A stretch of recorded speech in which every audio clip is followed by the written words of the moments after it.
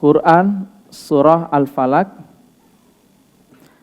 Bapak Ibu sekalian dirahmati Allah, di dalam surah Al-Falaq dan surat An-Nas ini ada penjelasan dari Allah Subhanahu wa taala berkaitan dengan dua musuh kita.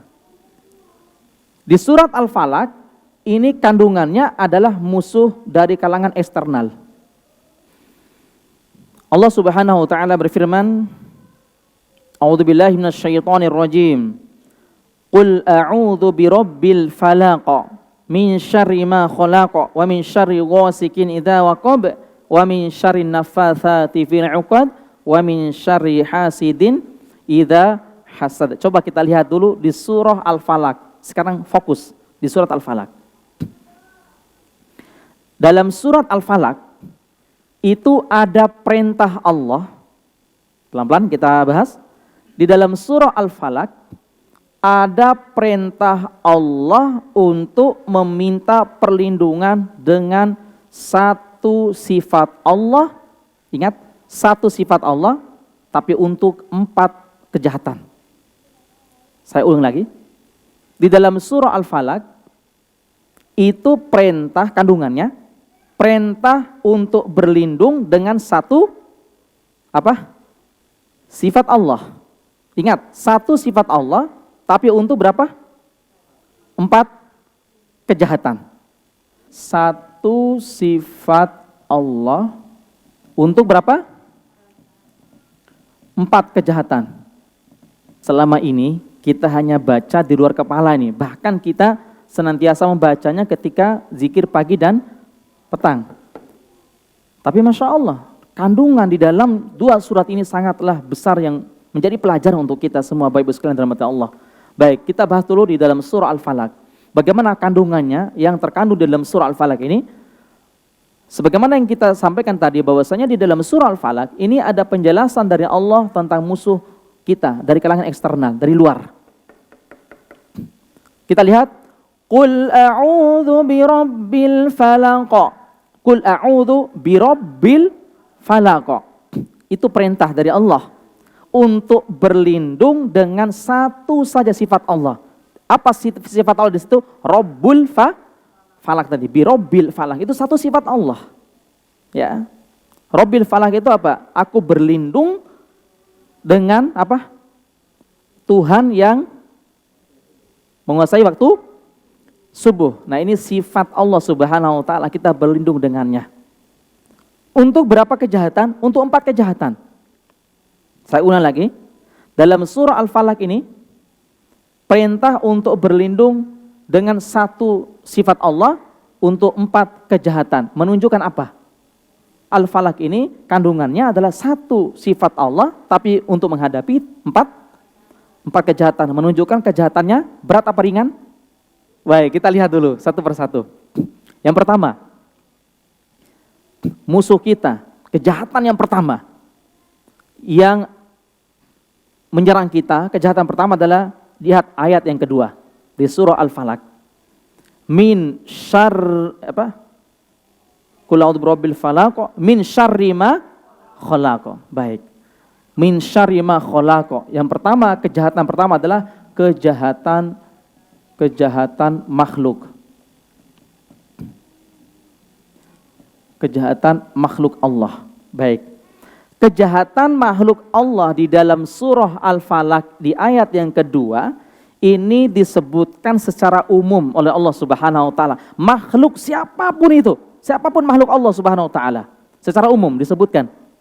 Makanya di dalam hadis yang diriwayatkan oleh Al-Imam Muslim di dalam kitab sahihnya, Rasulullah SAW senantiasa berlindung kepada Allah, berlindung kepada kalimat-kalimat Allah, tapi untuk kejahatan makhluk-makhluk Allah. Sebagaimana doa yang biasa kita baca setiap kali selesai sholat asar tadi, yaitu zikir sore. A'udzu bikalimatillahi tammati min syarri ma khalaq. Min syarri ma khalaq. Lihat di papan ya, li syarri ma khalaq. Nah, min syarri ma khalaq. Dalam surah Al-Falaq ayat yang kedua juga kalimatnya min syarri makhluk. Sama nggak kalimatnya? Di dalam surah Al-Falaq ayat yang kedua dengan hadis Nabi SAW yang kita bacakan tadi sama juga kalimatnya. Di dalam surah Al-Falaq ayat kedua kalimatnya qul a'udzu birabbil falaq min syarri ma khalaq, dari kejahatan makhluk Allah. Kemudian di dalam hadis Nabi SAW Rasulullah senantiasa membaca kalimat a'udzu bikalimatillahi tammati min syarri ma khalaq, dari semua kejahatan-kejahatan makhluk Allah Subhanahu wa taala. Berarti kejahatan makhluk Allah ini secara umum ya. Pertanyaannya, makhluk yang seperti apa yang selalu menjahati kita, selalu memberikan mudarat, dampak negatif untuk kita? Tidak disebutkan di sini. Tidak disebutkan siapapun makhluk Allah. Maka Rasulullah SAW menyebutkan di dalam hadis yang sahih, hadis yang diriwayatkan oleh Imam Ibnu Hibban dalam sahihnya. Ketika Rasulullah SAW pernah membacakan untuk cucunya, yaitu bernama siapa? Saya dan kakak saya, Hasan dan Husain gitu. Saya kan Hasan, kakak saya Husain. Dan Rasulullah senantiasa juga mengucapkan kalimat, kita lihat di sini. Kalau kalimat yang ini, saya tarik ke bawah ya. Ini a'udzu bi kalimatil hitamah min syarri ma khalaq. Nah, saya garis bawahi di sini. Lihat di sini ya. Kalimatnya umum. Sementara di dalam satu hadis juga Rasulullah SAW bersabda, riwayat Imam Bukhari, saya bacakan hadisnya. Man nazala munzilan faqala a'udzu bikalimatillahi tammah min kulli syaitanin wahamah wa min kulli ainin lamah lam yadurruhu dzalika syai'un hatta yartahila. Masya Allah. Perhatikan di sini. Nabi SAW bersabda. Sekali lagi ya, ini kan secara umum ya, tadi secara umum. Sekarang lebih spesifik lagi. Disebutkan Rasulullah SAW lebih spesifik, apa kalimatnya? A'udzu bikalimatillahi tammati min kulli. Nah, di sini. Kalimatnya sama di sini ya.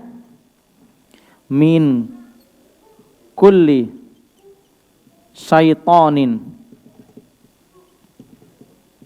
wahama wa min kulli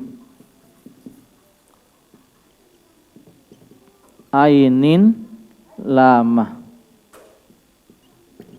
Nah, lihat di sini ya. Ya, perhatikan dulu. Tadi di ayat yang kedua, saya ulangi lagi biar paham. Di ayat yang kedua dari surah Al-Falaq disebutkan perintah agar kita meminta perlindungan dengan satu sifat Allah dari kejahatan. Yang pertama adalah kejahatan apa? Seluruh makhluk secara umum. Sekarang kalimatnya adalah a'udzu bikalimatillahi tammati min syarri ma khalaq secara umum nih. Kalimat ini, lihat Ibu, kalimat a'udzu bikalimatillahi tammati min syarri ma khalaq ini kalimat yang kita baca setiap kali selesai sholat asar tadi. Itu namanya zikir apa? Petang ya, zikir sore. Karena kita meminta perlindungan kepada Allah dari kejahatan seluruh makhluk Allah. Tapi di hadis itu tidak disebutkan makhluk yang seperti apa yang jahat itu. Kemudian secara spesifik lagi Rasulullah SAW menyebutkan dalam riwayat Imam Bukhari. Perhatikan hadisnya. Man nazala munzilan, barang siapa yang mendatangi satu tempat. Tempat apapun Ibu sekalian. Rumahkah? Tempat yang baru Ibu tempatin. Misalnya Bapak Ibu membeli rumah yang baru. Yang katanya rumah itu apa? Angker gitu ya. Kayak rumah, ini saya punya saudara, adik saya Ustadz Afan Al-Mubarak, kenal ya? Kenal Ibu? Adik saya Afan Al-Mubarak, ada dia rumah yang baru ditempatin, tipe berapa gitu, ada 6 kamar rumahnya, kamar mandinya ada 4. Mereka lagi duduk santai, tiba-tiba kamar mandinya, gini saja, buka tutup, gitu, dimainin sama jin. Mereka lagi duduk itu, dipukul lagi sama jin, hancur itu. Masya Allah, di depan mereka, coba bayangkan. Nah, saya tanya ke pemilik rumah yang sebelumnya, apa kata beliau? Ya Ustadz benar, rumah itu saya kontrakin, tapi selama yang kontrak itu istilahnya sudah banyak kepala yang masuk, tapi tidak ada satu pun yang bisa betah, yang betah katanya. Lagi tidur, tadinya tidur di atas kasur, bangun tidur sudah ada di bawah. Sudah ada di bawah. Benar ini kisah nyata. Yang tadinya tidur di lantai bawah, tiba-tiba bangun tidur sudah lantai 2. Kan aneh itu kan? Itu yang membuat mereka tidak betah. Nah, kata Rasulullah SAW, Rasulullah memberikan solusi yang terbaik. Solusi yang terbaik itu solusi yang diberikan oleh Rasulullah SAW. Kalau ibu menempati rumah yang baru dibeli, atau tempat yang dikatakan angker yang banyak setannya itu, maka Rasulullah memberikan solusinya. Apa? Kata Rasulullah SAW, barang siapa yang masuk ke satu tempat, lalu dia mengucapkan kalimat yang ini, lebih khusus. Bukan yang atas ya, ingat. Kalau yang atas ini lebih umum kalimatnya. Tapi yang bawah, kalimat a'udzu bikalimatillahi tammah, ke bawah, min. Nah, bukan yang atas, kok yang atas lagi. Yang bawah, min kulli syaitonin wahamah wa min kulli ainin lama. Ini lebih khusus. Siapa saja yang mengucapkan, yang memasuki suatu tempat, atau yang melewati tempat yang dikatakan angker tadi, atau yang menempati tempat yang banyak setannya, banyak kejahatan-kejahatan di dalamnya, lalu di saat dia memasuki tempat itu, dia mengucapkan kalimat ini. Ingat kalimat yang bawah. A'udzu bikalimatillahi tammah min kulli syaitanin wa hammah wa min kulli ainin lamah. A'udzu bikalimatillahi tammah min kulli syaitanin wa hammah wa min kulli ainin lamah. Siapa yang mengucapkan kalimat ini, lam yadurru dzalika syai'un hatta yatahila, kata Rasulullah, maka tidak ada satupun makhluknya, makhluk Allah maksudnya, yang bisa mencelakakan dia sampai dia keluar dari rumah itu. Masya Allah. Berarti solusi yang terbaik dari Rasulullah SAW. Tidak perlu kabur dari rumah itu, Bu. Tidak perlu takut. Ya. Ada suatu bangunan, pabrik kalau nggak salah, perusahaan ini memang dia mau jual dengan harga berapa puluh M gitu ya, berapa ratus M gitu. Nah, dia mengadakan sayembara.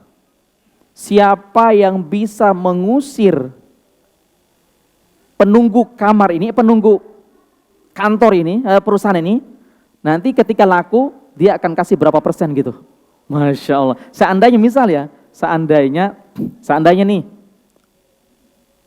50 M misal, 1,5%. Berapa tuh dapatnya? Banyak enggak ya? 1,5% saja dia dapat. Masya Allah, dikasih, luar biasa itu. Kenapa? Karena orang yang punya perusahaan ini katanya banyak jin, ratusan mungkin bahkan ribuan kali, dan dia sudah coba mendatangkan dukun yang berkelas-kelas kakap, yang berkelas high class, tapi tidak ada yang mampu untuk mengusir jin dalam perusahaan dia tadi. Ya, Masya Allah, itu ada sayembara itu yang punya perusahaan, Masya Allah. Tapi sayangnya belum datang ke kita sih, coba datang ke kita. Cukup kalimat ini sudah cukup dah. Nggak perlu kita baca yang ini, baca itu. Kita memasuki tempat yang baru tadi, atau tempat yang dikatakan angker, lalu mengucapkan kalimat ini, kata Rasulullah SAW, maka tidak ada satupun makhluk Allah yang ada di dalam itu yang bisa mencelakakan kita sampai kita keluar di tempat itu. Masya Allah. Hadis sahih. Ya. Nah, inilah makhluk yang disebutkan oleh Rasulullah SAW yang terkandung di dalam di ayat yang kedua dari surat Al-Falaq tadi, min syarri ma khalaqa. Inilah makhluk yang disebut, yang dimaksud, yaitu kita lihat di sini. Ada 3 di sini. Ada 3 makhluk. Yang pertama adalah min kulli syaiton, yaitu dari kejahatan syaitan. Syaitan itu siapa? Ya, syaitan itu siapa? Syaitan gitu. Syaitan itu siapa, Bu? Bapak-bapak? Syaitan itu jin. Kalau jin siapa? Syaitan, Masya Allah. Syaitan itu siapa? Jin. Jin itu siapa? Syaitan, Masya Allah. Ya udah bolak-balik aja gitu. Teman-teman, Ini ikhwan bawa Al-Quran enggak? Silakan buka surah Al-An'am ayat 112. Silakan buka ibu-ibu. Dibaca terjemahannya. Surah Al-An'am 112. Sudah cukup? Cukup. Di situ disebutkan, dan kami jadikan tiap-tiap nabi itu musuh. Musuh.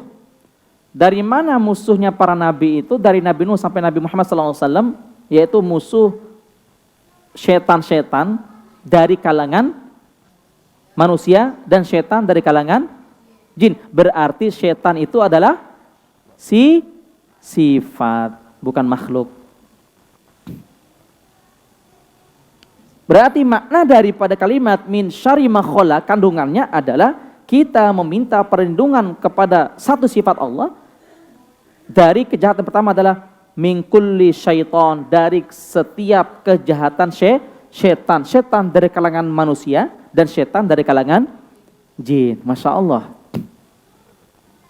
Setan dari kalangan manusia, contoh orang yang suka mengganggu manusia yang lainnya, yang suka membubarkan kajian-kajian itu, nah itu setan semua itu. Tapi setan dari kalangan manusia. Dan yang kedua adalah setan dari kalangan jin. Seperti jin yang suka merasuki tubuh manusia. Ketika kita sedang sholat, Allahu Akbar, tiba-tiba ingat kuncinya hilang, ingat ketika sholat, ya kan? Masya Allah, judul skripsinya sudah lama dia mencari judul yang pas, tapi ditolak terus sama dosennya. Ketika lagi sholat, keingat dah judul yang pas, Masya Allah, ya kan? Nah ini setan dari kalangan jin. Pertanyaan saya, mana yang paling mudah? Kita menghadapi setan dari kalangan jin atau setan dari kalangan manusia yang paling mudah? Yang paling mudah? Ya, setan dari kalangan jin. Kalau kita mengucapkan a'udzubillahi minasyaitonir rajim, maka jinnya akan kabur. Tapi setan dari kalangan manusia, contoh, maaf ya, misal ada orang yang datang ke sini ingin membubarkan kajian kita. Lalu ibu berdiri di depan pintu, a'udzubillahi minasyaitonir rajim, kabur enggak dia? Nggak akan kabur, malah apaan katanya, emang saya setan katanya. Ibu jawab, iya, gitu aja. Kenapa? Setan dari kalangan manusia. Nah ini ya, itu yang pertama. Yang kedua, makhluk yang kedua yang suka mengganggu itu adalah wahamah. Apa itu wahamah? Binatang berbisa. Binatang berbisa. Makanya Rasulullah SAW mengingatkan dalam kitab Bulughul Maram itu, apabila kita sedang sholat, lalu kita melihat, ya, idza ra'aitum, apabila kalian melihat dua binatang hitam, binatang berbisa maksudnya, maka bunuhlah dia, walaupun kita sedang sholat. Apa binatang berbisa itu? Ular dan kalajengking. Walaupun kita sedang sholat, ini sholatnya maghrib, sudah rakaat kedua, mau rakaat ketiga, tiba-tiba di depan tempat sujud kita ada dua binatang tadi yang berbisa, ular atau kalajengking. Rasulullah SAW memberikan dispensasi. Apa? Boleh kita memutuskan sholat kita untuk membunuh dua binatang berbisa tadi.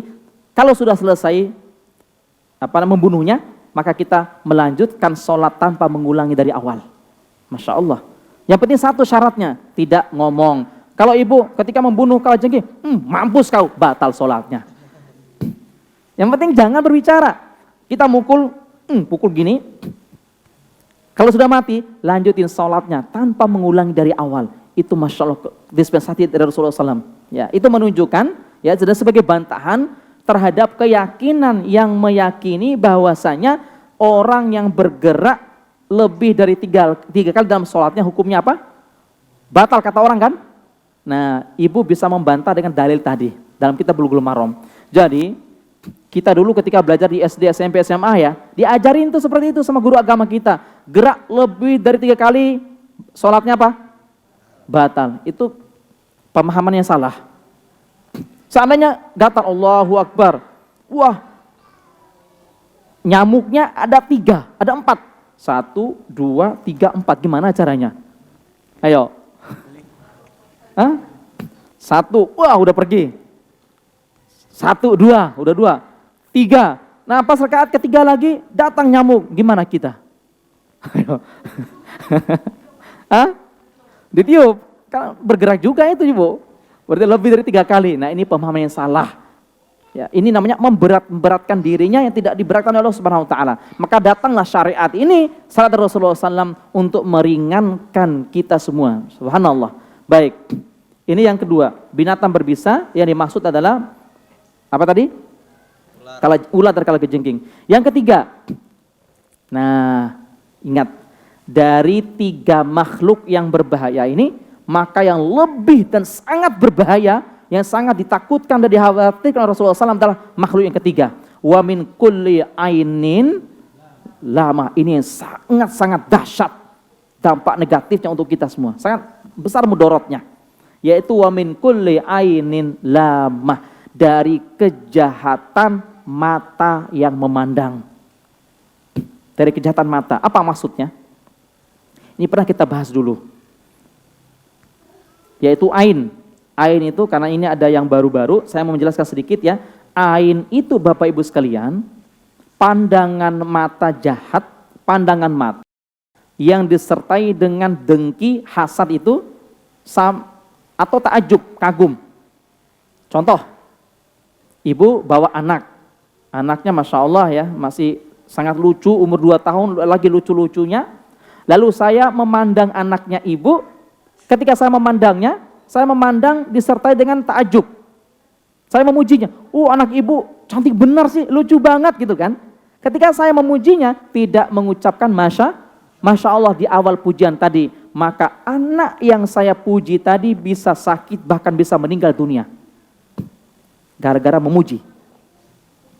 Atau memandangnya disertai dengan hasad, dengki. Contoh, ada tetangga kita yang lewat di depan rumah kita. Kita baru punya mobil Xenia, tetangga kita sudah punya mobil Alphard misalnya, lewat di depan rumah kita. Ini orang gaya benar sih gitu kan. Memandang mobil orang itu disertai dengan hasad, iri, dengki tadi, maka mobil yang dipandang itu bisa kecelakaan, bisa celaka dan sebagainya. Masya Allah. Nah inilah yang dikatakan Rasulullah SAW, sebagaimana hadis yang diriwayatkan Imam Ahmad dalam kitab Musnadnya. Apa kata Rasulullah SAW? Aktsaru may yamutu min ummati ba'da qada'illahi bil ain. Kebanyakan umatku meninggal dunia bukan karena stroke, bukan. Bukan karena kanker, bukan. Bukan karena kanker otak dan sebagainya, bukan. Tapi kebanyakan umatku meninggal dunia karena ain. Pandangan mata tadi. Maka hati-hatilah Ibu sekalian dirahmati Allah. Nah ini ya. Kejahatan makhluk, jadi ada 3, syaitan dari kalangan manusia dan jin. Yang kedua adalah binatang berbisa. Yang ketiga adalah apa?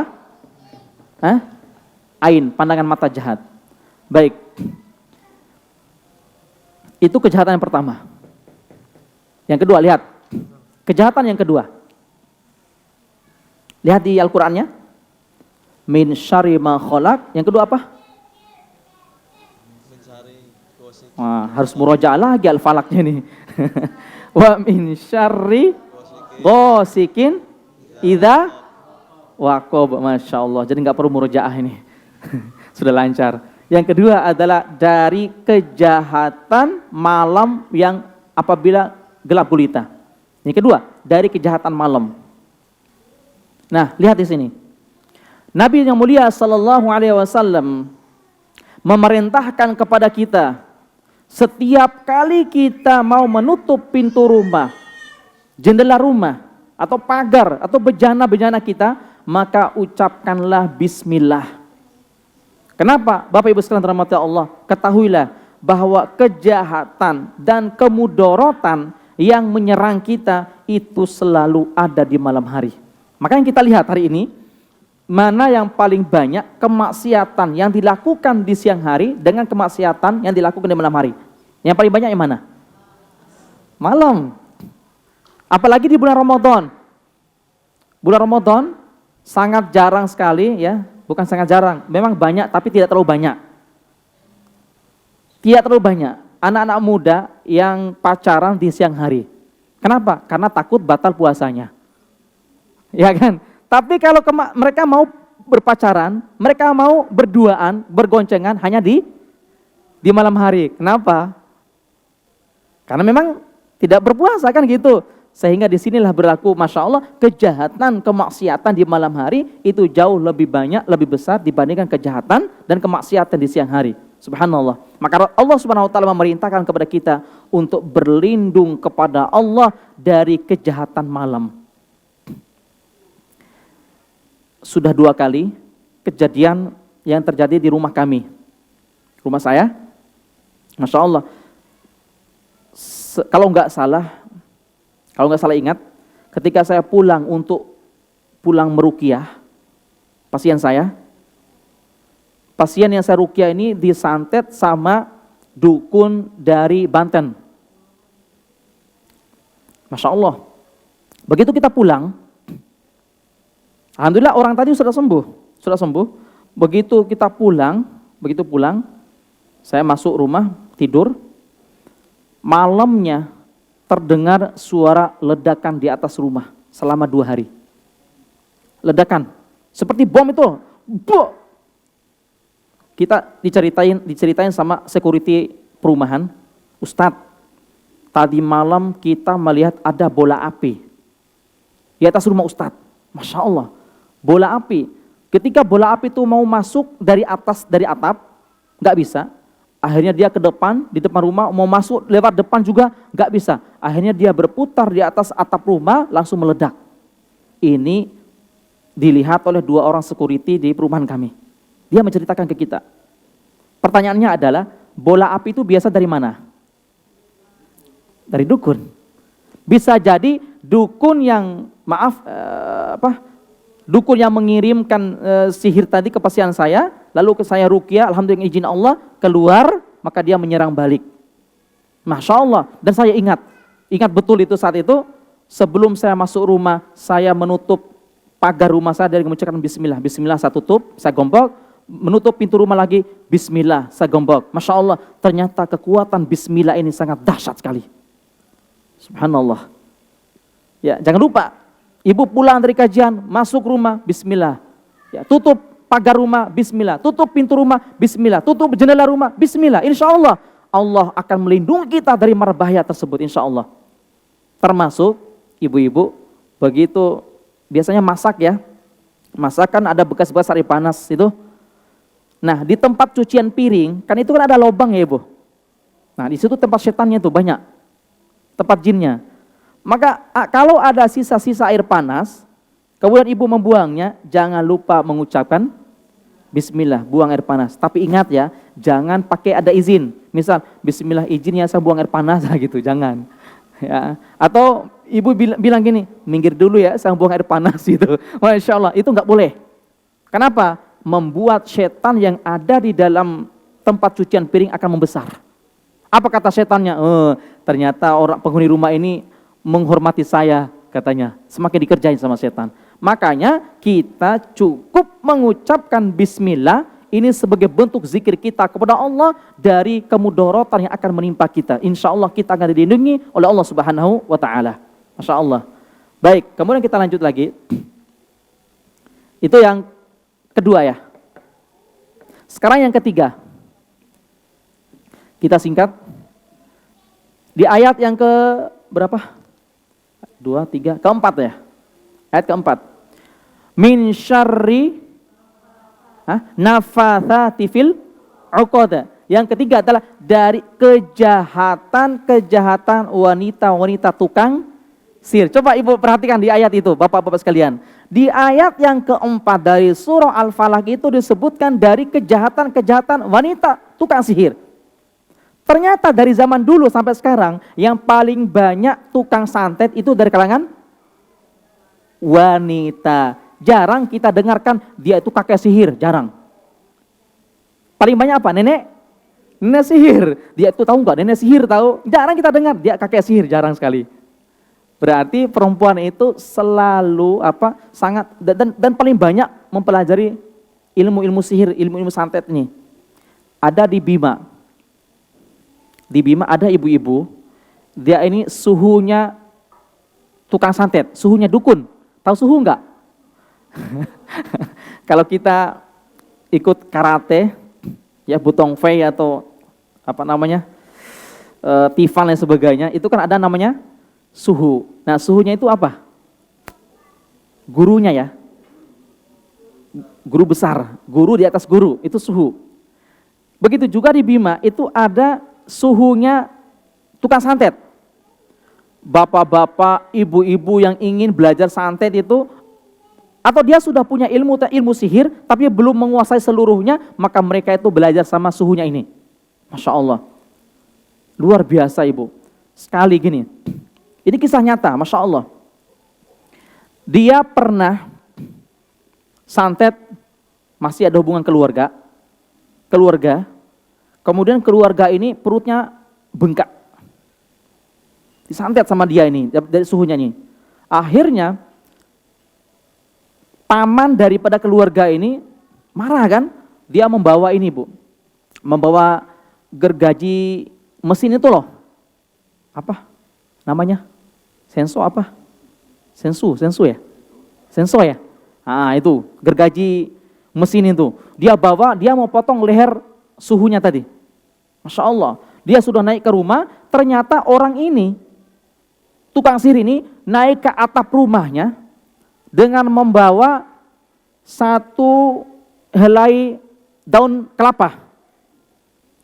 Cukup dia membawa satu helai daun kelapa itu, lalu dia naik ke atas atap, kemudian dia ikat gini kan ke bawah selangkangannya, lalu dia terbang dengan daun itu. Dia terbang dengan daun itu, Masya Allah. Turunnya di mana? Turunnya itu di depan kantor polisi. Pas di tempat kantor polisi. Kalau sudah ada di kantor polisi, nggak bisa kita ngapa-ngapain kan? Pasti diselamatin sama mereka. Masya Allah. Nah ini sangat dahsyat sekali. Coba.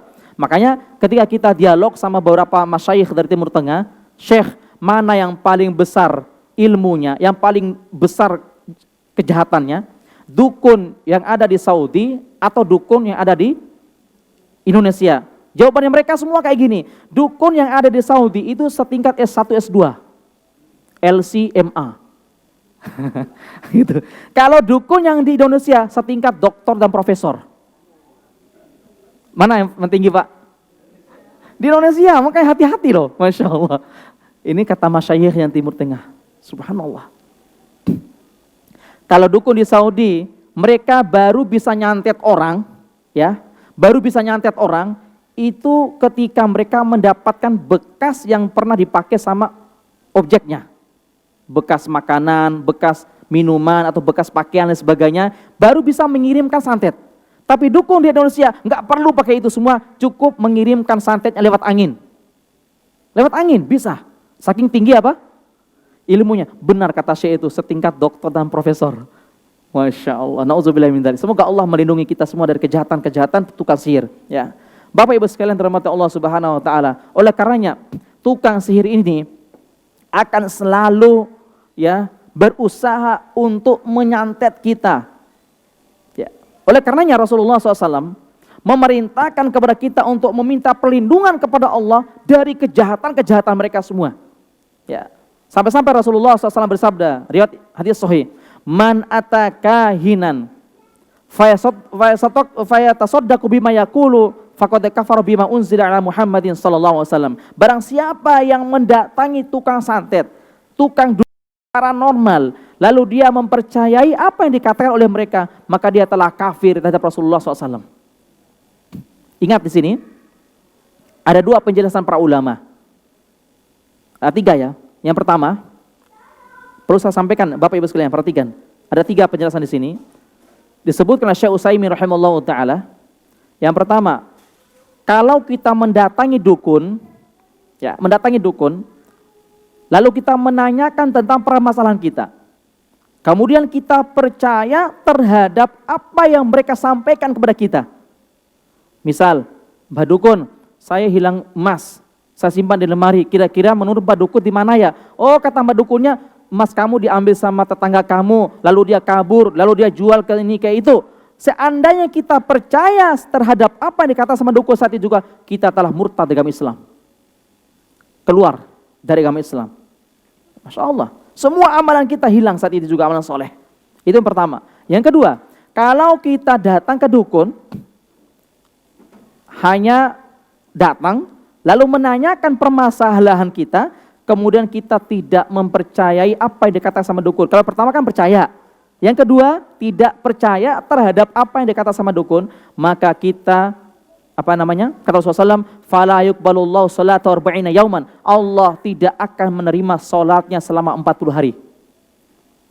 Masya Allah. Kalau yang percaya, kafir. Kalau yang enggak percaya, apa? Resikonya apa?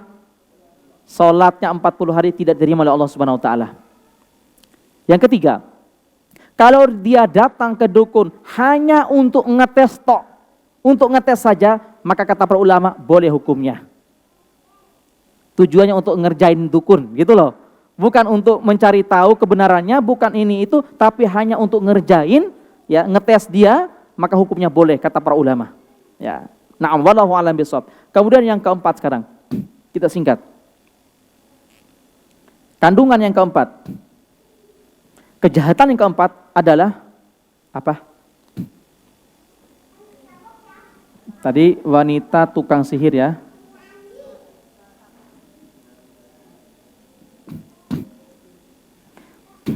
Yang keempat adalah min syarri hasidin idza hasad, yaitu kejahatan orang-orang yang suka hasad atau iri dengki.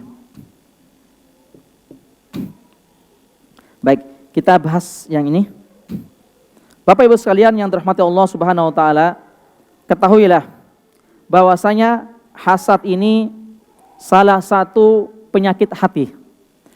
Hasad yang dimaksud oleh para ulama, saya bacakan perkataan Al-Imam Syekh As-Sa'di rahimahullah taala.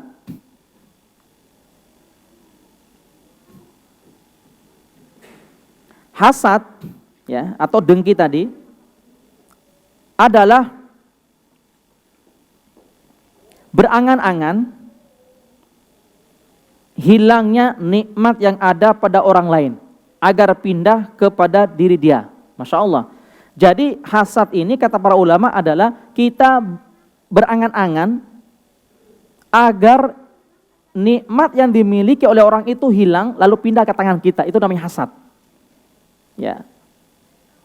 Nah, orang yang hasad ini sangat banyak hari ini. Makanya Rasulullah SAW memerintahkan kepada kita agar setiap kita melihat orang yang diberikan kelebihan rezeki oleh Allah, orang diberikan kesuksesan masalah dunia, maka Rasulullah memerintahkan kita untuk apa? Untuk mendoakan dia. Contoh, ibu sekalian, perhatikan. Ketika kita melihat saudara kita yang punya kelebihan rezeki, yang punya harta lain sebagainya, maka doakan dia dengan kalimat barakallahu fi ahlikum. Semoga Allah memberkahi harta kamu. Kita doakan semoga Allah, ya, memberkahi harta kamu dan harta kamu bisa kamu gunakan untuk fisabilillah. Kita doakan seperti itu. Setiap kali kita melihat saudara kita yang diberikan nikmat oleh Allah Subhanahu wa taala. Jangan sampai kita doa, ya Allah, hilangkanlah nikmat dia, pindah ke tanganku ya Allah. Nah, ini bahaya ini. Ya Allah, hancurkanlah mobilnya ya Allah. Atau kalau enggak, hilangkanlah mobilnya, kemudian pindah ke tanganku ya Allah. Nah, ini hasad ini, enggak boleh.